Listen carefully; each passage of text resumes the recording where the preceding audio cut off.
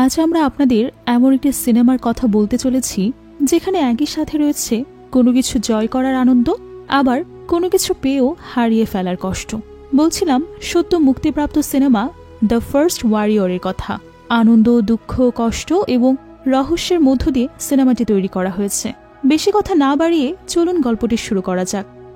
সিনেমার শুরুতেই আমরা দেখতে পাই একজন শক্তিশালী মানুষ যার নাম ছিল ফিনিস্ট এবং তার বিশ্বস্ত শিষ্য এন্ডি একটি জঙ্গলের মধ্যে দাঁড়িয়ে আছে। ফিনিস্ট অত্যন্ত সাহসী এবং শক্তিশালী একজন মানুষ ছিল। তাদের গ্রামের পাশে ছিল এক গভীর জঙ্গল।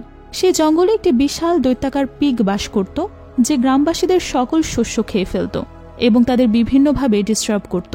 পিগটি গ্রামবাসীদের জন্য খুবই আতঙ্কের একটি বিষয় ছিল। গ্রামবাসীরা তার ভয়ে সব সময় ভীত সন্ত্রস্ত হয়ে থাকত। কিন্তু ফিনিস্ট এতটাই সাহসী ছিল যে এই বিশাল দানবাকৃতির পিগকেও সে ভয় পেত না। তাই সে একদিন জঙ্গলে গিয়ে সেই পিগটির মুখোমুখি হওয়ার সিদ্ধান্ত নেয় একাই। এমনকি সে তার শিষ্য এন্ডিকেও তার সাথে নিতে চায় না। এন্ডি তাকে এই ব্যাপারে সাহায্য করতে চাইলে ফিনিস্ট বলে, আমি সবার চোখে একজন হিরো, তাই আমি চাই এই বিশাল পিগটিকে একাই কন্ট্রোল করতে এবং সবার কাছে নিজের পজিশন ধরে রাখতে। এরপর তারা দুজনেই জঙ্গলের ভেতর পিগটিকে খুঁজতে শুরু করে। হঠাৎ করে তারা দেখতে পায় জঙ্গলের ভেতর একটি জায়গায় পিগটি ঘুমিয়ে আছে। এটির আকৃতি তাদের কল্পনার থেকেও অনেক বড় ছিল। বিশাল আকৃতির এই পিগটিকে দেখে অ্যান্ডি কিছুটা ভয় পেয়ে যায়, কিন্তু ফিনিস্ট একটুও ভয় না পেয়ে ধীরে ধীরে পিগটির দিকে এগিয়ে যায়। তার পেছনে পেছনে এন্ডিও সেখানে যেতে থাকে। এরপর সে তার একটি অস্ত্র নিয়ে পিগটিকে অ্যাটাক করার জন্য তার উপরে ঝাঁপিয়ে পড়ে। কিন্তু এই ছোট্ট অস্ত্রের আঘাতে দানবীয় পিগটির কিছুই হয় না, এমনকি এতে তার ঘুমও ভাঙে না। উল্টো পিগটিকে আঘাত করে ফিনিস্ট নিজেই নিচে পড়ে যায়। এরপর সে আবারও অ্যাটাক করার জন্য উঠে দাঁড়ায়। এদিকে এন্ডিও ফিনিস্টকে সাহায্য করার জন্য প্রস্তুতি নিতে থাকে। সে একটা অস্ত্র নিয়ে সেটি সোজা পিগটির নাকের ভেতর ঝুঁকিয়ে দেয়। ফলে পিগটির ঘুম ভেঙে যায় এবং সে ভীষণ রাগান্বিত হয়ে ওঠে। সে রেগে গিয়ে এন্ডির নাক থেকে পানি জাতীয় কিছু একটা ছুঁড়ে মারে এবং উঠে দাঁড়িয়ে তাকে অ্যাটাক করার জন্য তার দিকে যেতে থাকে। তখনই ফিনিস্ট এন্ডিকে বাঁচাতে পিগটির সামনে চলে আসে। সে তার শরীরের সমস্ত শক্তি দিয়ে পিগটিকে আটকানোর অনেক চেষ্টা করে, কিন্তু কিছুতেই সে তাকে থামাতে পারে না। এক পর্যায়ে পিগটি ফিনিস্টকে উপরের দিকে ছুঁড়ে মারে। এতে করে ফিনিস্ট গিয়ে পড়ে ঠিক পিগটির পিঠের উপরে। এটি দেখে নিচ থেকে এন্ডি একটি রশি নিয়ে ফিনিস্টের দিকে ছুঁড়ে মারে যেন ফিনিস্ট পিগটিকে বেঁধে ফেলতে পারে। কিন্তু তখনই ঘটে যায় এক আশ্চর্যজনক বিষয়। পিগটি তার দুটো ডানা মিলে উঠতে শুরু করে। এরপর ফিনিস্ট পিগটির পিঠের উপর বসেই রশিটি দিয়ে তার দুটো পাখা এবং শিং বেঁধে ফেলে। এতে করে পিগটি তার কন্ট্রোলে চলে যায়। তখন সে পিগটিকে নিয়ে গ্রামের দিকে উঠতে শুরু করে। গ্রামের সকলেই খুবই অবাক চোখে তাকিয়ে দেখে। ফিনিস্ট পিগটিকে নিয়ে একটি বাজারের ভেতরে নেমে আসে। বাজারে তখন হুড়োহুড়ি পড়ে যায়, সবাই তাদের দিকে জড়ো হতে থাকে। গ্রামবাসীরা যখন দেখতে পায় ফিনিস্ট এই এত বড় দানবীয় প্রাণীটিকে নিজের কন্ট্রোলে নিয়ে নিয়েছে, তখনই তারা সবাই ফিনিস্টের বাহবা করতে থাকে এবং তার নামে স্লোগান দিতে শুরু করে। ভিড়ের মধ্যে বাবা ইয়াগা নামের একজন জাদুকরী মহিলা ছিল। তিনি ফিনিস্টের কাছে গিয়ে তাকে বলে, তোমার ভেতরে যদি এতই শক্তি থাকে তাহলে তুমি সেটা সবার সামনে প্রমাণ করো। ফিনিস্ট তখন তাকে জিজ্ঞেস করে কিভাবে প্রমাণ করতে হবে। মহিলাটি তখন তাকে বলে, আমার বাসার সামনে নদীর ভেতর একটা বিশাল আকৃতির পাথর আটকে আছে। পাথরটা এতটাই বড় যে এর জন্য নদীর পানিগুলো সামনের দিকে যেতে পারছে না। যদি তুমি এটা সরাতে পারো তবেই আমি তোমার সমস্ত শক্তি মেনে নেব। এ কথা শুনে ফিনিস্ট মুচকি হাসে এবং বলে, আমি অলরেডি এত বড় একটা কাজ করে ফেলেছি, এখন তুমি আমাকে এত ছোট্ট একটি কাজের জন্য চ্যালেঞ্জ করছো? সে এমন উত্তর শুনে ইয়াগা কিছুটা অপ্রস্তুত হয়ে যায়। এরপর ইয়াগার সামনে ফিনিস্ট তার জীবনের আরও সব সাহসের কাজগুলোর ঘটনা বলতে শুরু করে। এতে ইয়াগা কিছুটা রেগে যায় এবং বলে, আমি জানি না এগুলোর কতটুকু সত্যি বা কতটুকু মিথ্যা। তুমি যদি আমার দেওয়া কাজটি করতে না পারো তবে ভেবে নিব এগুলো সবই মিথ্যা। একথা শুনে উপস্থিত সকলেই হাসতে শুরু করে এবং ফিনিস্ট রাগ করে বাড়িতে ফিরে যায়। সে ইয়াগার উপর প্রচণ্ড রেগে যায়। আজ সবাই ইয়াগার জন্য তার কাজের প্রশংসা না করে উল্টো তার সাহসিকতার উপর প্রশ্ন তুলে তাকে নিয়ে মজা নিয়েছে। এতে সে ভীষণ অপমানিত হয়েছে, যা সে কিছুতেই মানতে পারছে না। তাই সে সিদ্ধান্ত নেয় সে যে করেই হোক এই অপমানের প্রতিশোধ নেবে। সে ভাবতে থাকে তাকে এমন কিছু একটা করতে হবে যেন সবাই আবারও তার প্রশংসা করে। তখন তার শিষ্য এন্ডি এসে তাকে বলে, আমার কাছে একটি উপায় জানা আছে। দেখুন, ওই জঙ্গলের ভেতর একটি টাওয়ার দেখা যাচ্ছে। মানুষ বিশ্বাস করে এই টাওয়ারটির দখলে রয়েছে একটি ভয়ঙ্কর মনস্টার, যে রাজ্যের খুব সুন্দর একজন প্রিন্সেসকে এই টাওয়ারের ভেতর আটকে রেখেছে। আপনি যদি সেই মনস্টারের কাছ থেকে প্রিন্সেসকে উদ্ধার করতে পারেন তবে আবারও আপনি পুরো বিশ্বের কাছে খুব ফেমাস একজন ব্যক্তি হয়ে উঠবেন। একথা শুনে ফিনিস্ট মনস্টারদের কাছ থেকে রাজকুমারীকে উদ্ধার করার ডিসিশন নিয়ে নেয়। সে রাতেই সে তার শিষ্য এন্ডিকে সাথে নিয়ে বেরিয়ে পড়ে টাওয়ারের উদ্দেশ্যে। টাওয়ারের কাছে গিয়ে সে দেখতে পায় তার আগেই অনেকেই সে রাজকুমারীকে উদ্ধার করার জন্য মাস্টারের বিরুদ্ধে যুদ্ধ করতে সেখানে পৌঁছে গেছে। সকলের সাথে কথা বলে ফিনিস্ট বুঝতে পারে তারা কেউই সেখানে ফেমাস হওয়ার জন্য যায়নি, বরং তারা রাজকুমারীকে ভালোবেসে তাকে উদ্ধার করতে গিয়েছে। সবাই ফিনিস্টকে জিজ্ঞেস করে, আমরা যদি সকলে একসাথে মিলে মনস্টারকে পরাজিত করে রাজকুমারীকে উদ্ধার করে নিয়ে আসি, তবে আমাদের মধ্যে কে রাজকুমারীকে পাবে? ফিনিস্ট তখন উত্তর দেয়, আমি রাজকুমারীকে বিয়ে করার জন্য এখানে আসিনি, আমি এসেছি তাকে উদ্ধার করে পৃথিবীর সবার কাছে বিখ্যাত হতে। এরপর এন্ডিকে আড়াল থেকে ফিনিস্ট বলে, আমি মনস্টারকে একাই পরাজিত করতে চাই, এজন্য আমি কাল সকালের জন্য অপেক্ষা না করে মনস্টারকে মারার জন্য এক্ষুনি জানলার ভেতর দিয়ে টাওয়ারে প্রবেশ করব। তারার ভেতর প্রবেশ করে প্রথমে সে খুব সুন্দরী একজন রাজকুমারীকে দেখতে পায়। ফিনিস্টকে দেখা মাত্রই রাজকুমারী তাকে বলে, তুমিও এখানে মারা যাওয়ার জন্য এসেছো? ফিনিস্ট তখন বলে, না, আমি এখানে এসেছি তোমাকে মনস্টারের হাত থেকে মুক্ত করতে। এটা শুনে রাজকুমারী কিছু না বলেই ভেতরে চলে যেতে চায়। তখনই ফিনিস্ট তার হাত ধরে ফেলে। রাজকুমারী তাড়াতাড়ি তার হাত ছাড়িয়ে টাওয়ারের পেছনে চলে যায়। তখন হঠাৎই পেছন থেকে একটি সাপ এসে ফিনিস্টের উপর হামলা করে বসে। ফিনিস্ট যখন তাকে উল্টো হামলা করতে চায় তখন দেখা যায় এটি কোনো সাধারণ সাপ না, এটি আসলে সেই মনস্টারটির লেজ যার সাথে ফিনিস্ট যুদ্ধ করতে এসেছে। এটা দেখে ফিনিস্ট তার উপর হামলা করতে শুরু করে। তখন তাদের দুজনের মধ্যে অনেক মারামারি হয়। প্রত্যেকবার ফিনিস্ট মনস্টারটির কাছে হেরে যায়। একসময় সে সাপটির মুখ চেপে ধরে, যা আসলে ছিল সেই মনস্টারটির লেজ। তখনই সাপটি তার মুখ থেকে বিষাক্ত পদার্থ ফিনিস্টের চোখে ছুঁড়ে মারে। ফলে ফিনিস্ট তাকে ছেড়ে দেয় এবং নিচে পড়ে যায়। কিছুক্ষণ পর দেখা যায় সেই বিষাক্ত পদার্থের কারণে ফিনিস্ট অন্ধ হয়ে গেছে। তবে অন্ধ হয়ে যাওয়ার পরেও সে হাল ছাড়ে না। সে তার পায়ের কাছে একটি অস্ত্র খুঁজে পায় এবং সেটি নিয়ে আবারও মনস্টারের উপর হামলা করে বসে, কিন্তু মনস্টারটি সেখান থেকে অদৃশ্য হয়ে যায়। হামলার এক পর্যায়ে ফিনিস্ট টাওয়ারটি ভেঙে ফেলে। টাওয়ার ভেঙে যাওয়ার শব্দে বাহিরে থাকা সকল মানুষ ঘুম থেকে উঠে যায় এবং সাথে সাথে তারা সবাই টাওয়ারের ভেতরে প্রবেশ করে। ভেতরে গিয়ে তারা মনস্টার কিংবা রাজকুমারী কাউকেই খুঁজে পায় না। তারা শুধু ফিনিস্টকেই টাওয়ারের ভেতরে দেখতে পায়। এমডি যখন দেখতে পায় ফিনিস্ট অন্ধ হয়ে গেছে, তখন সে তাকে নিয়ে সেখান থেকে তাদের বাড়িতে চলে যায়। নিজের দৃষ্টি হারিয়ে ফেলে ফিনিস্ট খুব হতাশ হয়ে পড়ে এবং এন্ডিকে বলে সে জাদুকরী মহিলাটির কাছে গিয়ে এ ব্যাপারে সাহায্য চাইতে। এন্ডি তখন ফিনিস্টের এই কন্ডিশন দেখে সে ইয়াগার কাছে যায় এই সব সমস্যার সমাধানের জন্য। সে ইয়াগাকে সব ঘটনা খুলে বলে এবং তাকে রিকোয়েস্ট করে এ ব্যাপারে সাহায্য করার জন্য, কিন্তু ইয়াগা তাতে রাজি হয় না, কারণ ফিনিস্ট নিজেও তো ইয়াগাকে সাহায্য করেনি। ফিরে এসে এন্ডি এ কথা ফিনিস্টকে জানায়, আর এটা শুনে ফিনিস্ট আরো বেশি হতাশ হয়ে পড়ে। অনেকটা সময় পেরিয়ে যায়, কিন্তু ফিনিস্টের অবস্থার কোনো উন্নতি হয় না। ধীরে ধীরে সবাই তার থেকে দূরে সরে যায় এবং এন্ডিও তার কাছে আসা বন্ধ করে দেয়। তাই সে কোনো মতে নিজের কাজগুলো নিজেই করে নেয়। কিন্তু সে যখন বাজারে গিয়ে ফল কেনে, তখন বাচ্চারা তার কাছ থেকে ফলগুলো চুরি করে নিয়ে যায়, কারণ সে তো দেখতে পায় না। একদিন এন্ডি এই কাজের জন্য ফিনিস্টের বাড়িতে আসে। ফিনিস্ট তার উপস্থিতিতে খুবই রেগে যায় এবং বলে, তোমাকে দেবার জন্য আমার কোনো কাজ নেই, তুমি অন্য কোথাও কাজ খুঁজে নাও। এ কথা শুনে এন্ডিও সেখান থেকে চলে যায়। এভাবে একা একা ফিনিস্ট দিন কাটাতে থাকে। একসময় তার সব টাকা পয়সাও শেষ হয়ে যায়, আর এতটাই করুণ অবস্থা হয়ে যায় যে সে বাজারে গিয়ে বাজারের পচা ফল খেতে বাধ্য হয়। এতদিন সে বাজারে গিয়ে কোনো পচা ফল খুঁজে না পেয়ে সেখানেই ফলের ঝুড়ি হাতে নিয়ে একদিন বসেছিল। বাবা ইয়াগা তখন সেই পথ দিয়ে যাচ্ছিল।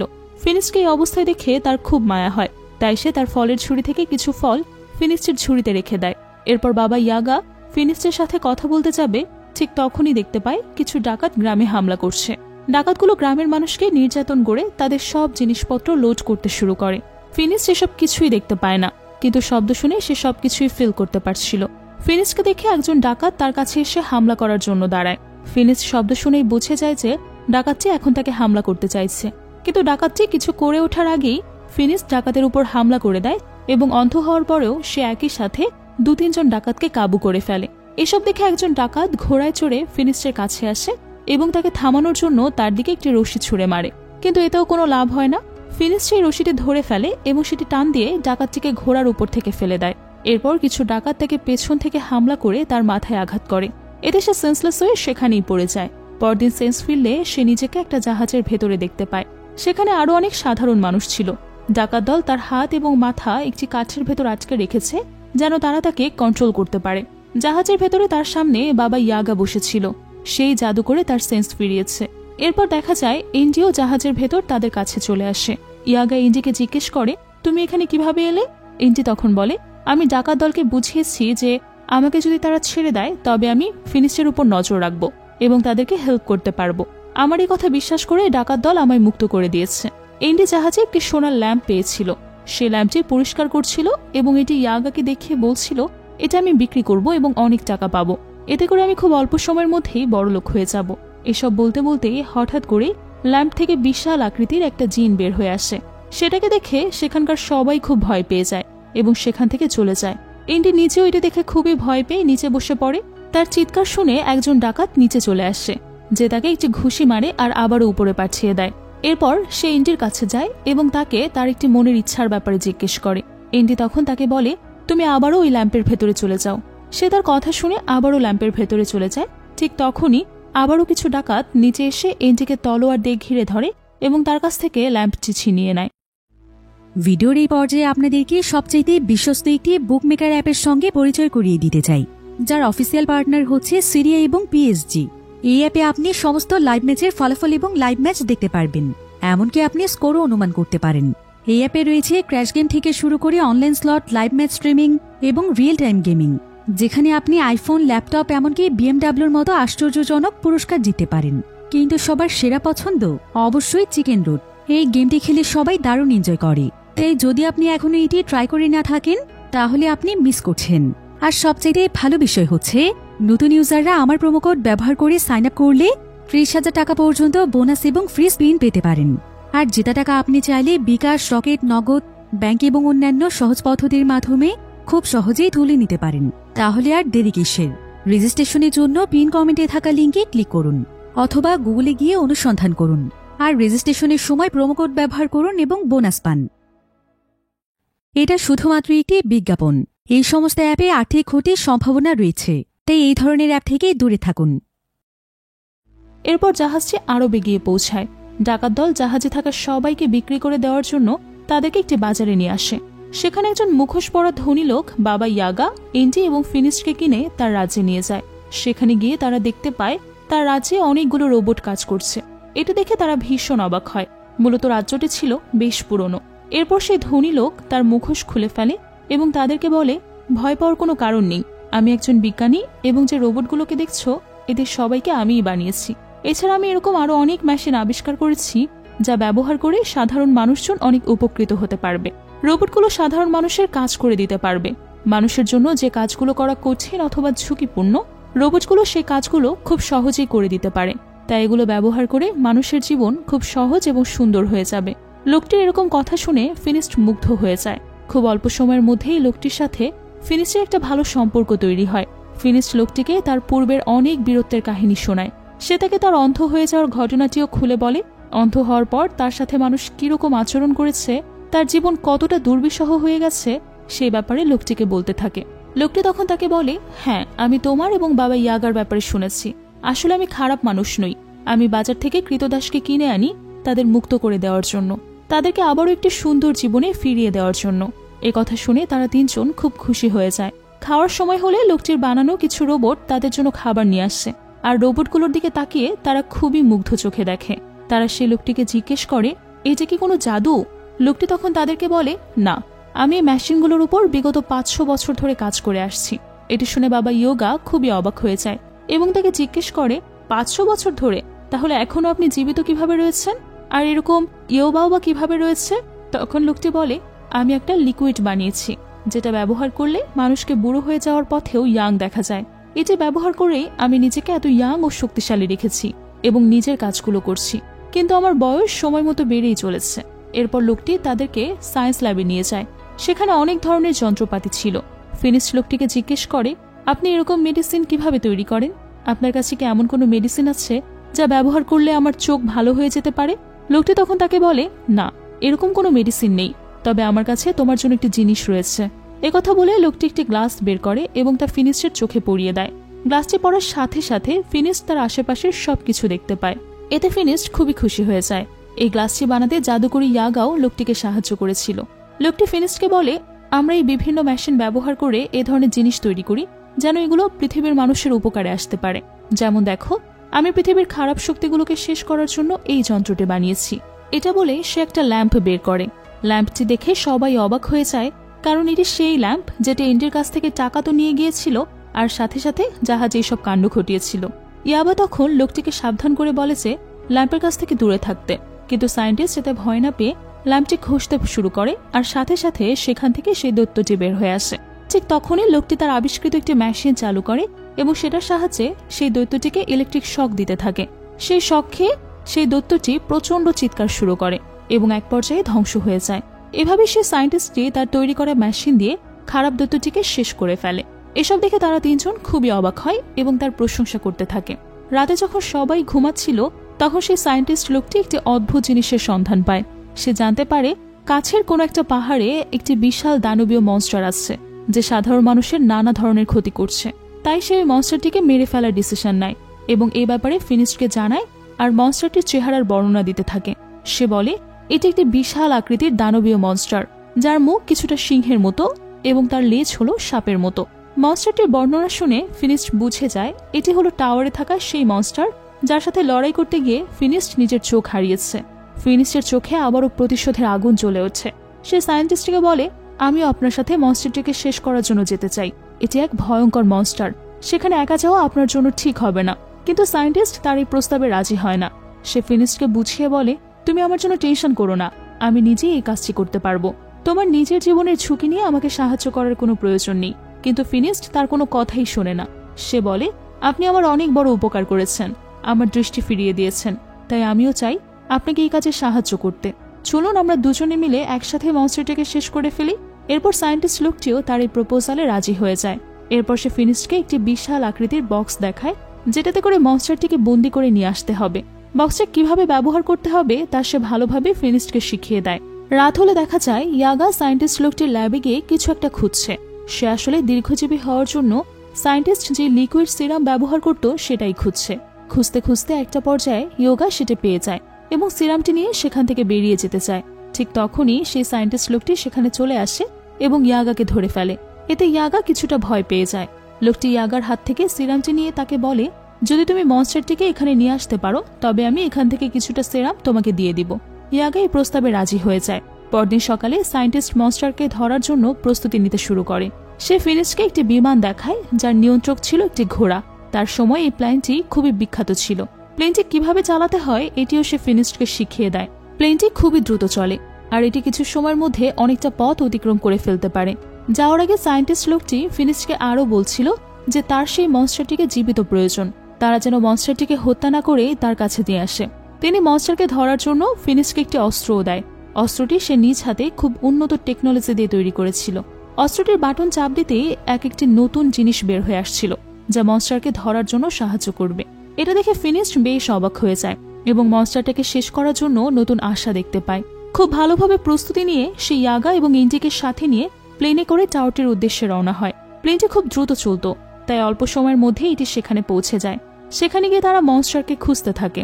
অনেক খোঁজাখুঁজির পর ফিনিশ ফাইনালি মনস্টারের পায়ের ছাপ দেখতে পায় এবং সে পথ ধরে সামনে এগোতে থাকে। যেতে যেতে তারা একটি গুহার সামনে পৌঁছে যায়। সেখানে গিয়ে তারা মনস্টারকে সেই বক্সটি দেখতে পায় যার ভেতরে মনস্টারটিকে বন্দি করে রাখতে হবে। সেই গুহাটির ভেতরে ঢুকে মনস্টারকে দেখতে পায় আর দেখা মাত্রই সে তার অস্ত্র বের করে মনস্টারটির উপর হামলা করা শুরু করে। মনস্টারটিও তাদের পাল্টা হামলা শুরু করলে সে বাহিরে বের হয়ে আসে।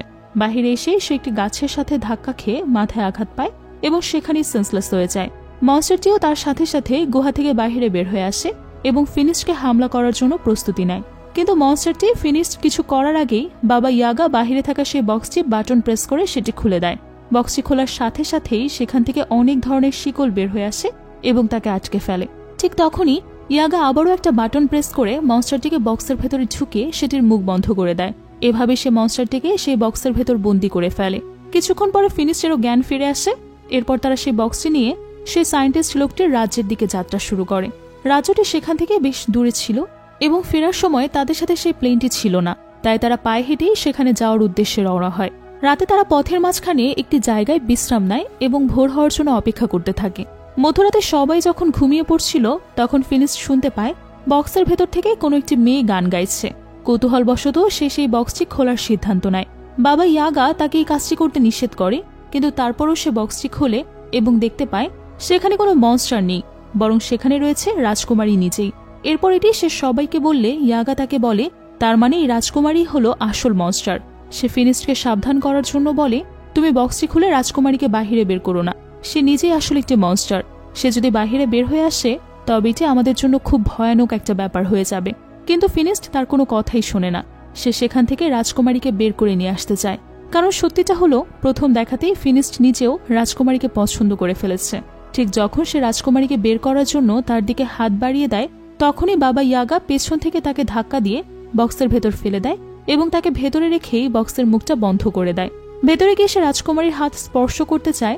ঠিক তখনই রাজকুমারী তার হাত সরিয়ে নেয় এবং তাকে বলতে শুরু করে, আমার জীবনে একটি অভিশাপ আছে। যখনই কেউ আমার হাত স্পর্শ করে তখনই আমার ভেতর সেই বিশাল আকৃতির দানবীয় মনস্টারটি জেগে ওঠে এবং আমি সেই মনস্টারে পরিণত হয়ে যাই। হ্যাঁ, আসলে আমি সেই বিশাল আকৃতির মনস্টার, কিন্তু আমি কখনোই কারো ক্ষতি করতে চাই না। মানুষ আমাকে দেখে ভয় পায়, এজন্য আমি মানুষের কাছ থেকে অনেক দূরে গিয়ে সে জঙ্গলের টাওয়ারে একা বাস করি, যেন কোনো মানুষ আমাকে দেখতে না পারে। কিন্তু মানুষরা আমাকে কোথাও ভালোভাবে বাঁচতে দেয় না। আমি কখনোই চাই না কোনো প্রাণী আমার দ্বারা ক্ষতিগ্রস্ত হোক, তাই আমি কখনো কাউকে ততক্ষণ পর্যন্ত আঘাত করি না যতক্ষণ না তারা আমার উপর হামলা করে। কিন্তু মানুষগুলো আমাকে শান্তিতে একা বাস করতে দেয় না। তারা বারবার এসে আমার উপর হামলা চালায় এবং আমিও নিজেকে প্রতিরক্ষা করার জন্য তাদের উপর ঝাঁপিয়ে পড়ি। ফিনিস্ট তার সব কথা খুব মনোযোগ দিয়ে শুনছিল।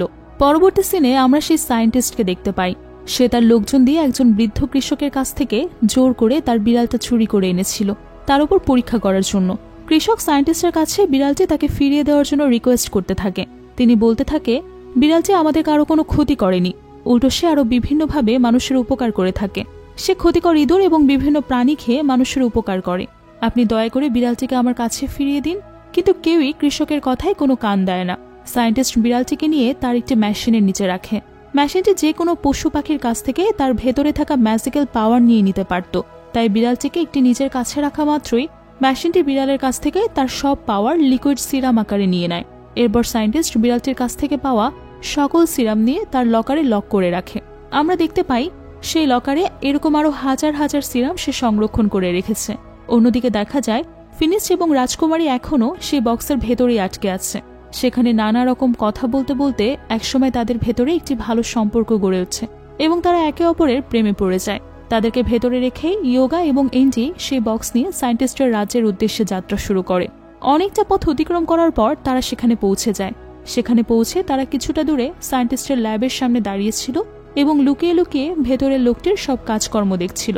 তারা দেখতে পায় লোকটি একটি পাখিকে বন্দী করে রেখেছে এবং সে পাখিটির কাছ থেকে তারা সমস্ত ম্যাজিক্যাল পাওয়ার একটি মেশিনের সাহায্যে নিয়ে নেয়। সে ম্যাজিক্যাল পাওয়ারগুলো দিয়ে সে একটি লিকুইড সিরাম তৈরি করে। এরপর সেই সিরামটি সে একটি রোবটের ভেতরে দেয়। সাথে সাথে রোবটটি সচল হয়ে উঠতে শুরু করে। অর্থাৎ এই রোবটগুলো তার কোনো আবিষ্কার ছিল না, এগুলো সবই ছিল তার জাদু। সে তার জাদুর সাহায্যে পশু পাখির কাছ থেকে ম্যাজিক্যাল পাওয়ার নিয়ে সেই পাওয়ার লোহার তৈরি রোবটের ভেতরে দিলে সেটি সচল হয়ে যায়। তারা বুঝে ফেলে রোবটগুলো সব আসলে ছিল তার জাদু, বৈজ্ঞানিক কোনো আবিষ্কার না। সে একটি প্রাণীর ম্যাজিক্যাল পাওয়ার ব্যবহার করে অন্য একটি ম্যাজিক্যাল জিনিস তৈরি করার জন্য। এটি দেখে তারা ভীষণ রেগে যায়। বাবা ইয়াগা প্রচণ্ড রাগান্বিত হয়ে তার সামনে চলে আসে এবং তাকে বলে, তুমি একজন মিথ্যাবাদী। তুমি আমাদেরকে বলেছ এই সব রোবট তোমার আবিষ্কার, কিন্তু এগুলো তোমার কোনো আবিষ্কার না। তুমি জাদু দিয়ে এইসব রোবট তৈরি করেছ। এমনকি তুমি কোনো দীর্ঘজীবী হওয়ার সিনেমা আবিষ্কার করনি, এটি তুমি তৈরি করেছ তোমার জাদু দিয়ে। তুমি কোনো আবিষ্কারক নয়, বরং তুমি একজন দুষ্টু জাদুকর। তুমি তোমার জাদুর জন্য এই নিরীহ প্রাণীগুলোর উপর অত্যাচার করে তাদের মেরে ফেলেছ। এসব শুনে সায়েন্টিস্ট ভীষণ রেগে যায় এবং তাদেরকে বলতে শুরু করে, আমি তোমাদেরকে ছাড়ব না। আমি আজ পর্যন্ত যারা আমার সত্যিটা জেনে গিয়েছে তাদের কাউকেই বাঁচতে দিইনি, তোমাদেরকেও আমি বাঁচিয়ে রাখবো না। এটা শুনে ইয়াগা এবং এন্ডি ভীষণ ভয় পেয়ে যায় এবং দৌড়ে সেখান থেকে বের হয়ে আসে। বাহিরে এসে তারা সেই বক্সটির মুখ খুলে দেয় যেন ফিনিস্ট এবং রাজকুমারী সেখান থেকে বের হয়ে আসতে পারে, কারণ তারা জানতো যে সে জাদুকর ফিনিস্ট এবং রাজকুমারী কেউ বাঁচতে দেবে না। জাদুকরটা যেন তাদের কোনো ক্ষতি করতে না পারে, এজন্য সে বক্সের মুখ খুলে তাদেরকে বাহিরে বের করে নিয়ে আসে এবং তাদেরকে সব ঘটনা খুলে বলে। সব ঘটনা শুনে রাজকুমারী বলে, আমি জাদুকরের ব্যাপারে সবকিছু জানতাম। সে অনেক বছর ধরে আমার পেছনে পড়ে আসছে। এসব বলতে বলতেই জাদুকরটি সেখানে চলে আসে। সে খুব ভালোভাবেই জানতো ফিনিস্টরা সেখান থেকে পালিয়ে যাওয়ার চেষ্টা করবে, তাই সে আগে থেকেই বাহিরে তার সমস্ত রোবট ঠিক করে রাখে যেন তারা সেখান থেকে বের হয়ে যেতে না পারে। তারা যখন বের হতে যাবে তখনই রোবটগুলো তাদের চারদিকে ঘিরে ধরে এবং সবাইকে বেঁধে ফেলে। একটি রোবট রাজকুমারীর দিকে তার ম্যাজিক্যাল পাওয়ার ছুড়ে মারে। এটি দেখে ফিনিস্ট ভীষণ রেগে যায় এবং রাজকুমারীকে বাঁচানোর জন্য সেখানে যাওয়ার চেষ্টা করে, কিন্তু সেই রোবটগুলোর সাথে পেরে উঠছিল না। তাই রাজকুমারীর কাছে গিয়ে তার হাত চেপে ধরে যেন সে সেই ভয়ানক মনস্টারে পরিণত হতে পারে।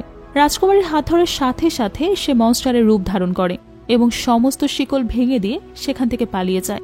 চলে যাওয়ার সময় সে ওখানকার বাকি রোবটগুলোর উপর হামলা করে ফিনিস্ট ও তার সহযোগিতার শিকলও ভেঙে ফেলে। ফলে রাজকুমারীর সাথে সাথে ফিনিস্ট, ইয়াগা এবং এন্ডিও সেখান থেকে বেরিয়ে আসার চেষ্টা করে, কিন্তু জাদুকরের লোকগুলো তাদের পেছনে তাড়া করতে থাকে। তখন ইয়াগা তার পকেট থেকে কিছু তরমুজের বিচি বের করে সেই লোকগুলোর দিকে ছুঁড়ে মারে। ছুঁড়ে মারার সাথে সাথে সেই সবগুলো তরমুজের বিচি এক একটি তরমুজে পরিণত হয় এবং সেই লোকগুলোর উপরে গিয়ে পড়ে। তরমুজের আঘাতে লোকগুলো নিচে পড়ে যায়। জাদুকরটি একটি বিশাল বড় কচ্ছপের রোবটকে নির্দেশ দেয় ইয়াগা এবং ফিনিস্টকে ধরার জন্য। সে যে কোনো মূল্যেই তাদেরকে ধরে মেরে ফেলার জন্য ব্যস্ত হয়ে পড়ে। কচ্ছপ রোবটটি তাদেরকে ধরার জন্য পিছু করতে থাকে। ইয়াগা পিছনে ঘুরে সেই বড় কচ্ছপ রোবটটিকে বলে, তোমার কাছে থাকা সিরামটি আমাদেরকে মারার জন্য যথেষ্ট না। কিন্তু কচ্ছপটি এসব কিছুই শুনতে পায় না। সে রাজ্যের সমস্ত জিনিস ভেঙে চুরে তাদেরকে ধরার জন্য প্রাসাদের বাইরে বের হয়ে আসে। জাদুকরটি সেই কচ্ছপ রোবটটির মাথায় থাকা একটি ট্যাঙ্কের ভেতরে বসে তাকে কন্ট্রোল করতে থাকে এবং নানা পদ্ধতির মাধ্যমে ফিনিস্ট এবং ইয়াগাকে আটকানোর চেষ্টা করে। ফিনিস্ট এবং ইয়াগা নিজেদের প্রাণ বাঁচাতে একটি ফাঁকা মাঠের মধ্য দিয়ে দৌড়াতে থাকে। জাদুকরটি উপর থেকে তাদের উপর বিভিন্ন ধরনের বোমা নিক্ষেপ করে। সিচুয়েশন খারাপ দেখে ফিনিস্ট ইয়াগাকে বলে, তুমি কচ্ছপটির মনোযোগ অন্যদিকে নেওয়ার চেষ্টা করো, আমি তার পেছনে বসে তাকে উল্টো দেওয়ার চেষ্টা করছি। সেই কথাটা বলে কারণ সে শুনেছে কোনো কচ্ছপকে উল্টে দিলে তার সমস্ত শক্তি নাকি কমে যায় এবং সে অনেক দুর্বল হয়ে পড়ে। ইয়াগা তার কথা মতো কচ্ছপের মনোযোগ অন্যদিকে নেওয়ার জন্য তার মাথায় থাকা ট্যাঙ্কের সামনে গিয়ে দাঁড়ায়। সায়েন্টিস্ট তখন ভেতর থেকে বাবা ইয়াগার উপর জাদু প্রয়োগ করতে শুরু করে। সে জাদুর প্রভাবে ইয়াগা দেখতে বয়স্কদের মতো হয়ে যায়। এটি দেখে ফিনিস্ট খুবই ভয় পেয়ে যায়, কিন্তু যখনই সায়েন্টিস্টের মনোযোগ ইয়াগার দিকে যায় তখনই ফিনিস্ট কচ্ছপ রোবটটির উপরে উঠে যায়। ফিনিস্টকে দেখা মাত্রই জাদুকরটি একটি শেকল দিয়ে ফিনিস্টকে বেঁধে ফেলার চেষ্টা করে, কিন্তু জাদুকরটি তার বেঁধে ফেলার আগেই ফিনিস্ট শিকলটি ধরে ফেলে। ফলে জাদুকরটি তাকে বাঁধতে পারে না, কিন্তু সেই শিকলের আঘাতে ফিনিস্টের চোখ থেকে চশমাটি নিচে পড়ে যায়। চশমাটি খুলে যাওয়ার কারণে সে আর চোখে দেখতে পায় না। বাবা ইয়াগা ব্যাপারটা লক্ষ্য করে, তাই সে নিজ থেকে ফিনিস্টকে নির্দেশনা দিতে থাকে কিভাবে কচ্ছপটিকে শেষ করা যায়। ফিনিস্ট তার নির্দেশনা অনুযায়ী কাজ করতে থাকে এবং কচ্ছপটিকে উপর থেকে ফেলে দেওয়ার চেষ্টা করে। তখনই রাজকুমারী সেখানে মনস্টার রূপে চলে আসছে। তাকে দেখে সায়েন্টিস্টটি ভীষণ ভয় পেয়ে যায়। মনস্টারটি কচ্ছপটির মাথা থেকে তাকে ধাক্কা দিয়ে নিচে ফেলে দেওয়ার চেষ্টা করে। অন্যদিকে ফিনিস্ট শেকল দিয়ে কচ্ছপটিকে বেঁধে তাকে নিচের দিকে টানতে থাকে। এতে করে কচ্ছপের ভেতরে থাকা সমস্ত জাদুর সিরাম নিচে পড়ে যায় এবং সায়েন্টিস্টটি সেখানে আটকে যায়। এক পর্যায়ে তারা দুজন মিলে কচ্ছপটিকে নিচে ফেলে দিতে সক্ষম হয়। ঠিক তখনই জাদুকরটি একটি পাখির সাহায্যে কচ্ছপের ভেতর থেকে বেরিয়ে আসার জন্য চেষ্টা করে। সে ডানা মেলে উঠতে যায়, কিন্তু পারে না। উঠতে গিয়ে সে তার নিজের সিরামের মধ্যেই পড়ে যায়। সে নিজেকে অনেক বাঁচানোর চেষ্টা করে, কিন্তু কোনোভাবেই সে ওখান থেকে উঠে বের হয়ে আসতে পারে না। এভাবে চেষ্টা করতে করতে এক পর্যায়ে সে তার নিজের বানানো জাদুকরী সিরামের মধ্যেই ডুবে মারা যায়। সে মনস্টার রূপ থেকে তার আসল রূপে ফিরে আসে। অন্যদিকে দেখা যায় ফিনিস্ট নিজেও কোথাও আঘাত পেয়ে বাহিরে সেন্সলেস হয়ে পড়ে আসছে। তাকে এভাবে পড়ে থাকতে দেখে রাজকুমারী ভীষণ কষ্ট পায়, কারণ সে ফিনিস্টকে ভালোবেসে ফেলেছে। সে মনে করে ফিনিস্ট মারা গেছে, তাই সে তার পাশে বসে কাঁদতে শুরু করে। হঠাৎই তার এক ফোঁটা চোখের পানি ফিনিস্টের মুখে গিয়ে পড়ে। ফলে আশ্চর্যজনকভাবে ফিনিস্টারের সেন্স ফিরে আসে। এটা দেখে রাজকুমারী খুবই অবাক হয় এবং তার মুখে হাসি ফুটে আসে। চোখ খুলে ফিনিস্ট দেখতে পায় যে তার চোখ ভালো হয়ে গেছে। সে আশেপাশের সবকিছু চশমা ছাড়াই ভালোভাবে দেখতে পাচ্ছে। এটি দেখে ফিনিস্ট খুবই আনন্দিত হয় এবং তখনই সে তার ভালোবাসার কথা রাজকুমারীকে জানায়। সে রাজকুমারীকে অনুরোধ করে যেন সে সব সময় ফিনিস্টের সাথেই থাকে। রাজকুমারী নিজেরও ফিনিস্টকে খুবই ভালোবাসে এবং তার সত্ত্বেও এই প্রস্তাবটা ফিরিয়ে দেয়। সে ফিনিস্টকে বলে, আমি তোমার এই কথা রাখতে পারবো না। আমার জীবনে অভিশাপ রয়েছে, তাই আমি তোমার সাথে থাকতে পারবো না। যদিও আমিও তোমাকে খুব ভালোবাসি, তবুও তোমার সাথে থাকা আমার পক্ষে সম্ভব না। এ কথা শুনে ফিনিস্ট খুবই হতাশ হয়ে যায় এবং মন খারাপ করে অন্য সবাইকে নিয়ে তার নিজ গ্রামে ফিরে আসছে। সেখানে গিয়েও সে কিছুতেই রাজকুমারীকে ভুলতে পারে না। সে সবসময় রাজকুমারীকে মিস করতে থাকে। অন্যদিকে দেখা যায় বাবা ইয়াগা এমন কোনো ওষুধ তৈরি করার চেষ্টা করতে থাকে যা খেলে সে আবারও তার পূর্বের সৌন্দর্য ফিরে পাবে। সৌন্দর্য ফিরে পাবার ওষুধ তৈরি করতে গিয়ে সে এমন একটি ওষুধ তৈরি করে ফেলে যা খেলে রাজকুমারী তার অভিশাপ থেকে মুক্ত হয়ে যেতে পারবে। এটা দেখে সে অনেক খুশি হয়ে যায়। সে আরও জানতে পারে কোনো এক ঘটনার জন্য রাজকুমারী এমন অভিশপ্ত জীবনযাপন করছে, কিন্তু এই ঘটনার পেছনে আসলে রাজকুমারীর কোনো দোষ ছিল না। এসব জানতে ইয়াগা দৌড়ে ফিনিস্টের কাছে গিয়ে এই সুখবরটি বলে। এসব শুনে ফিনিস্ট ইয়াগাকে অভিশাপ থেকে মুক্ত করার জন্য সব ধরনের প্রস্তুতি নিতে থাকে এবং এই সিনের মধ্য দিয়েই সিনেমাটি শেষ হয়ে যায়। তো বন্ধুরা, কেমন লাগলো আমাদের আজকের সিনেমার গল্প দ্য ফার্স্ট ওয়ারিয়র? গল্পটি ভালো লেগে থাকলে একটি লাইক দিও এবং কমেন্ট করে যেও। পরবর্তী গল্পটি শোনার জন্য সাবস্ক্রাইব করে আমাদের সাথেই থেকো। এতক্ষণ সঙ্গে থাকার জন্য অসংখ্য ধন্যবাদ।